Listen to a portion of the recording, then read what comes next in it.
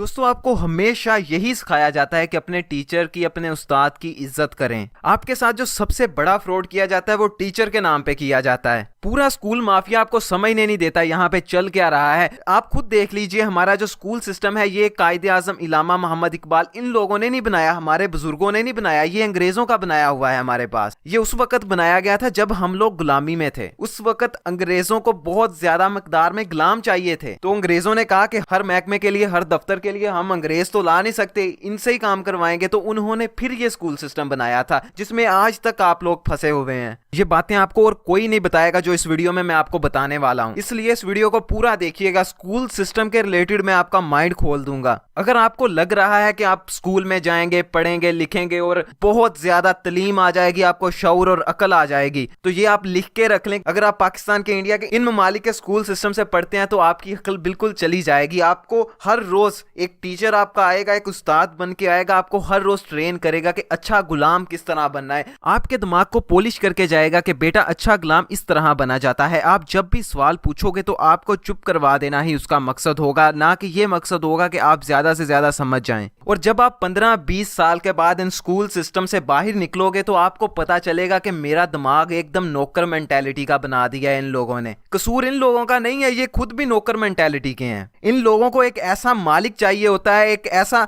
आका चाहिए होता है जिसकी ये 9 से लेके 5 बजे तक खिदमत करें और वो बाद में इनको रिज़्क और रोजी दे। मैं आपको 150 साल पीछे ले जाता हूं, जब एक बच्चा पैदा होता था और वो 18-19 साल तक पहुंचते पहुंचते उसकी शादी हो जाती थी और वो पूरा अपनी जिंदगी में सेट हो जाता था। लेकिन आज आपका बच्चा 18 साल का हो जाए, 20 का हो जाए, 25 का हो जाए, सेट ही नहीं हो पाता। लेकिन स्कूल सिस्टम जो आपको डिजाइन करता है वो इस तरह से डिजाइन करता है कि आपको 10-20 साल के बाद किसी नौकर की तरह उन्होंने कहीं पे बेचना है किसी कंपनी को, और वहां से आपको जो रिज़्क रोजी वो मिलनी है। इसी टॉपिक पर रॉबर्ट कियोसाकी जो कि बेस्ट सेलिंग ऑथर हैं, उन्होंने पूरी किताब लिखी है जिसमें उन्होंने बार बार साबित किया है कि अगर आप ए ग्रेड लेने वाले स्टूडेंट हैं तो यकीनन आप सी ग्रेड, जो कि आपकी क्लास में ज्यादातर मर्तबा फेल होता है लड़का, उसके लिए काम करेंगे। इसकी वो जो सबसे बड़ी रीजन बताते हैं वो ये बताते हैं कि जो एक लड़का फेल हो रहा होता है वो कभी भी अपने टीचरों की या स्कूल की सिखाई गई बात उसी वक्त नहीं मान लेता, बल्कि वो सिर्फ वही बात मानता है जिसमें उसको अपना फायदा नजर आता है। और जो जिंदगी को जीने के लिए सबसे इंपॉर्टेंट चीज है वो यही तो है कि आप ज्यादा से ज्यादा वो काम करो जिनमें आपका फायदा हो। और जो ए स्टूडेंट होते हैं, जो बहुत ज्यादा पढ़ते हैं, वो ना चाहते हुए भी वो काम करते हैं जो उनसे करवाया जाता है। कोई भी अजीम इंसान अच्छा पढ़ा लिखा नहीं था। आप इब्राहिम लिंकन को देख लीजिए जो कि अमेरिका के सदर थे, और यही नहीं, जॉर्ज वाशिंगटन, एंड्रयू जॉनसन, ये सारे अमेरिका के सदर थे जो पढ़े लिखे नहीं थे। आपने किताबों में 9th 10th में रॉबर्ट फ्रॉस्ट को तो जानते होंगे, लेकिन आपको जान के खुशी होगी वो खुद नहीं पढ़े थे, लेकिन उसके बावजूद आज उनकी पोइट्री पूरी दुनिया में मशहूर है, आपको ना चाहते हुए भी पढ़ा दी जाती है। एंड्रयू कार्नेगी जो अपने वक्त के दुनिया के सबसे ज्यादा अमीर तरीन इंसान बने, वो भी पढ़े लिखे नहीं थे।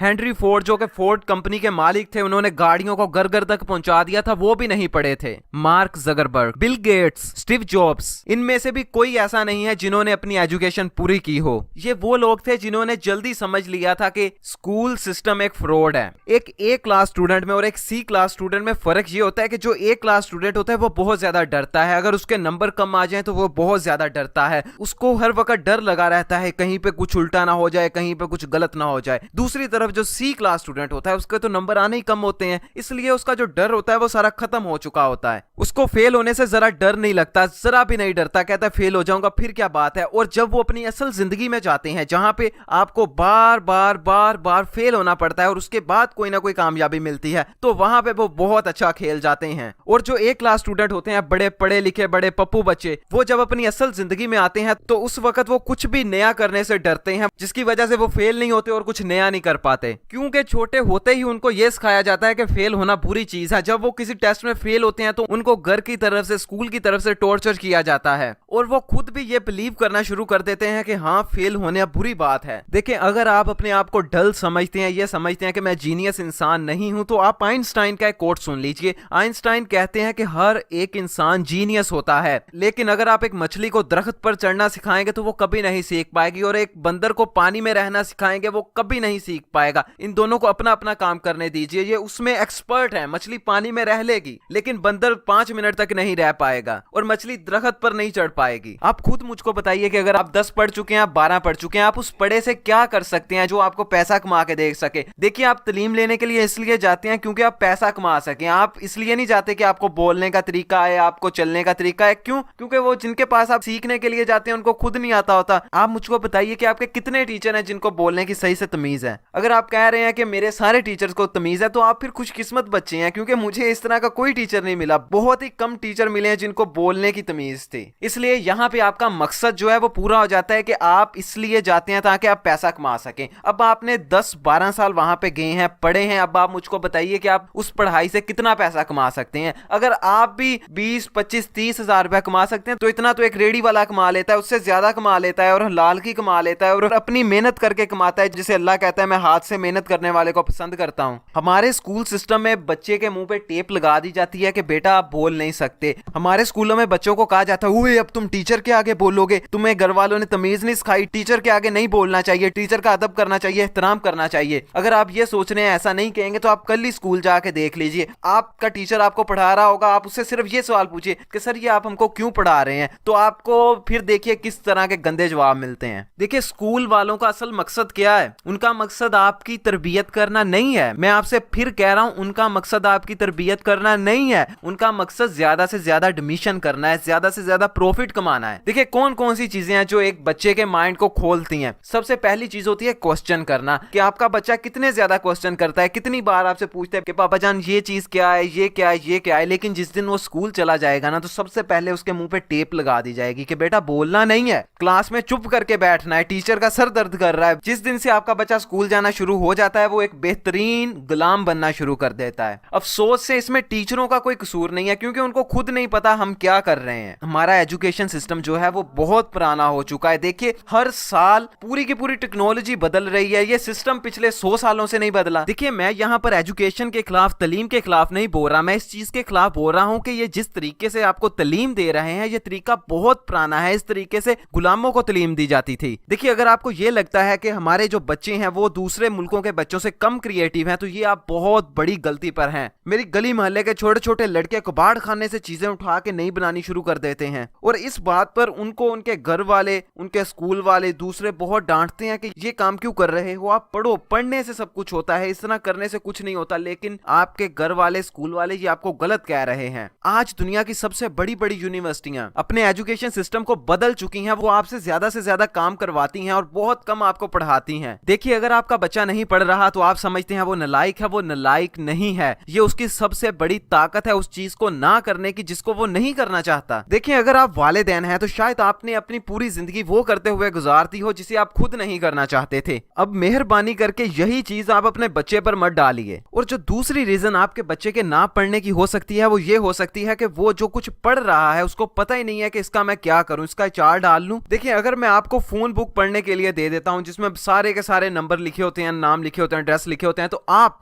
उसको पढ़ते पढ़ते बोर हो जाएंगे। यहाँ पे बोर होना अच्छी बात है, आप ज्यादा बोर हो ताकि आप वो काम करना छोड़ें जिसका कोई मकसद नहीं है, जिसका कोई फायदा नहीं है। और यही आपके बच्चों के साथ होता है कि वो वाला काम करते हुए बोर हो जाते हैं जिनका उनको कोई फायदा नहीं नजर आता। देखिए मैं फिर आपसे कह रहा हूं कि आप मेरी वीडियो का गलत मतलब मत लीजिएगा। अगर आपके बच्चे के लिए कोई सबसे ज्यादा इंपॉर्टेंट चीज है तो वो एजुकेशन, तालीम और पढ़ाई ही है। और जो सबसे बुरा तरीका है पढ़ाई लेने का वो ये स्कूल सिस्टम्स हैं। हमारे पास इल्म जैसी कोई चीज है नहीं, हम डिग्रियों की तरफ भागते हैं। हमें सबसे ज्यादा जिस चीज की जरूरत है वो इल्म है। जितना ज्यादा आपके पास नॉलेज होगा, आपके पास उतनी पावर होगी, आप उतना ज्यादा कमाएंगे। लेकिन जितनी आपके पास डिग्रियां होंगी इसका ये मतलब नहीं है कि उतना आपके पास इल्म है। ज्यादा से ज्यादा अपने दिमाग पे इन्वेस्ट कीजिए, आप ज्यादा से ज्यादा पढ़िए, लेकिन वो चीजें पढ़िए, वो चीजें समझिए जिनका आपको कोई फायदा है। पढ़ाई के बगैर आप कभी कामयाब नहीं हो सकते, और अगर आप स्कूल से पढ़ते हैं तो फिर आप बहुत कम ही कामयाब हो सकते हैं। हमारा स्कूल सिस्टम एक मछली को यह सिखाता है कि दरख्त पे किस तरह चढ़ना है, और बंदर को यह सिखाता है कि पानी में किस तरह रहना है। देखिए हमारे, आप समझते हैं हमारे जो बच्चे हैं वो बेअक्ल हैं, उनमें अकल कम है।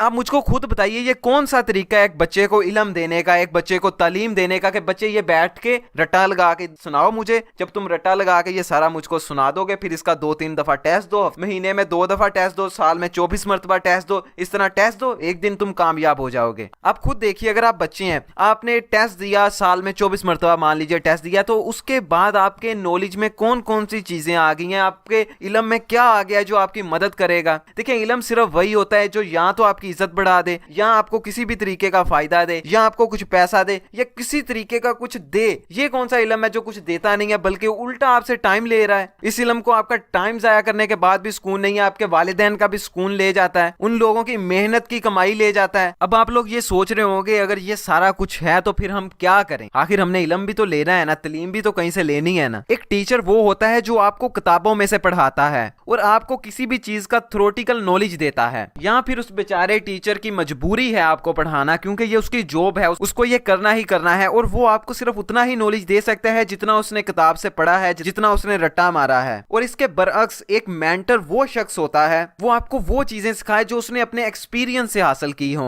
अगर मैं आपको आसान लफ्जों में समझाऊं तो एक टीचर आपको वो इल्म देता है जो उसने कभी खुद प्रैक्टिकल जिंदगी में नहीं किया, सिर्फ पढ़ा है और आपको बता रहा है। दूसरी तरफ एक मेंटोर वो इंसान होता है जिसने अपनी जिंदगी में एक्सपीरियंस किया है, जो खुद भी वो काम करता है और फिर वो आपको सिखा रहा है। आपको साइंस के, मैथ के, फिजिक्स के टीचर ही टीचर मिलेंगे, कभी मेंटोर नहीं मिलेगा, बिलखसूस पाकिस्तान में तो कभी नहीं मिलेगा। लेकिन अगर आप दुनिया की सबसे बड़ी यूनिवर्सिटी यूट्यूब पे देखें तो शायद वहां पे आपको कोई मेंटोर मिल जाए, लेकिन आपको अपनी लाइफ में मेंटोर बड़ी मुश्किल से मिलेगा। जिस तरह हमारे नबी सल्लल्लाहु अलैहि वसल्लम एक मेंटोर थे, वो हमको जो सिखाते थे उस पर अमल भी करते थे। आप उनको अपना रूहानी बाप कह सकते हैं क्योंकि वो असल आपके उस्ताद थे। और ये जो ब्रेलर किस्म के उस्ताद आपको स्कूल और ट्यूशन में मिलते हैं, यार जरा आप शर्म महसूस करें उनको अपना रूहानी बाप कहते हुए। आप पता क्या कर रहे हो, आप इन लोगों को उन मुअज़्ज़ज़ शख्सियत जिस तरह आप सल्लम हो गए, हजरत अली हो गए, अल्लामा इकबाल हो गए, इनके साथ खड़ा कर देते हैं। यार वो मेंटोर थे, ये टीचर्स हैं। जो आपके टीचर्स हैं ना वो आपसे कहते फिरेंगे कि बेटा हमारी इज्जत करो, टीचरों की इज्जत करनी चाहिए, लेकिन एक मेंटोर कभी भी आपसे इज्जत का नहीं कहेगा, आप उसकी खुद इज्जत करोगे। आपको जिस दिन लगे ना आपका टीचर आपसे इज्जत करवा रहा है तो उस वक्त आप समझ जाइए कि ये मेरा मेंटोर है, ये टीचर नहीं है। और बड़ी मुश्किल से, मैं फिर से कह रहा हूं, बड़ी मुश्किल से आपको मेंटोर मिलेंगे, आपको हमेशा टीचर ही मिलेगा। और जो तीसरा शख्स कोच होता है उसका काम होता है कि आपको आपके गोल की तरफ मोटिवेटेड रखना। उसको पता होता है कि आपका मकसद क्या है, लेकिन टीचर्स को अपना मकसद नहीं पता होता। एक टीचर को अपनी जिंदगी का मकसद नहीं पता होता, वो आपकी जिंदगी का मकसद आपको नहीं दे सकता। लेकिन एक जो कोच होता है वो आपको आपके मकसद के करीब करता है, उसको पता होता है कि आपका मकसद क्या है। आप देख लीजिए जिस तरह शाहिद अफरीदी साहब हैं, दूसरे बड़े लोग हैं, इन्होंने अपना एक कोच रखा होता है जो इनको बताता रहता है कि आपका गोल ये है, उनको मोटिवेट करता है। जो शख्स आपको मोटिवेट करे अपने मकसद को हासिल करने के लिए, वो आपका कोच है। समटाइम इस तरह होता है कि कोच और मेंटोर एक ही होते हैं। क्या आपका मेंटोर जो होता है वो कोच का काम भी कर रहा होता है, समटाइम आपका कोच आपके मेंटोर का काम भी कर रहा होता है।